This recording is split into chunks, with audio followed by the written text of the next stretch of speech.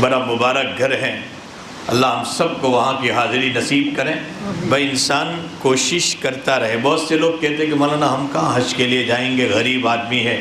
بھائی تم کم از کم ایک اپنا بکیٹ بناؤ، ایک گلہ بناؤ، اس نیت سے کہ ایک ایک روپیہ۔ ہمارے حضرت مفتی شفیع صاحب رحمۃ اللہ علیہ کے پاس ان کے بیٹے مفتی رفیع صاحب عثمانی آئے، اور ایک مرتبہ حضرت کہتے ہیں کہ میرے والد صاحب کے زمانے میں میری تنخواہ 400 روپیے تھی۔ والد صاحب حج کے لیے جاتے تھے، اور حج کے بعد آنے کے بعد جب سناتے تھے کہ میں حج کے لیے گیا، حج کے کر کے آیا، بہت شوق ہوتا تھا، ابا جی آپ دعا کر دیں نہیں میں بھی حج کے لیے جاؤں۔ فرمایا میں تیرے لیے دعا نہیں کروں گا۔ مفتی رفیع صاحب کہتے ہیں کہ ابا جی آپ ناراض ہو گئے؟ فرمایا تو نے کوشش کیا کی ہے، تو نے کوشش کیا کی ہے؟ فرمایا ابا جی میری 400 روپیہ تنخواہ ہے، میں اس پہ کیا کوشش کروں گا؟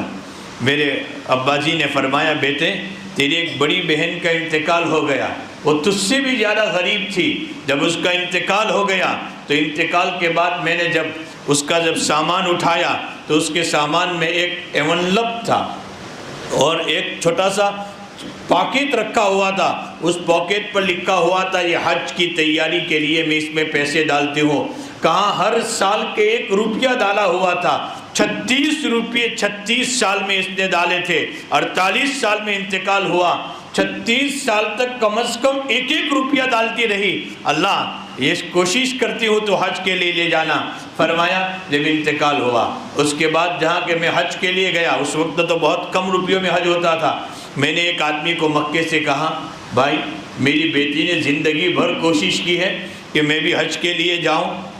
فرمایا کہ یہ 34-36 روپیے ہے، فرمایا اس کی خرچہ دیتا ہوں، کم از کم تو حج کر لے میری بیٹی کی طرف سے۔ فرمایا بیٹی رات میں خواب میں آئی اور بیٹی نے سنایا ابا زندگی بھر کی تمنا آج پوری کر دی، 36 روپیے سے بھی آج حج ادا ہو گئی۔ انسان اپنی بس کی کوشش تو کرے۔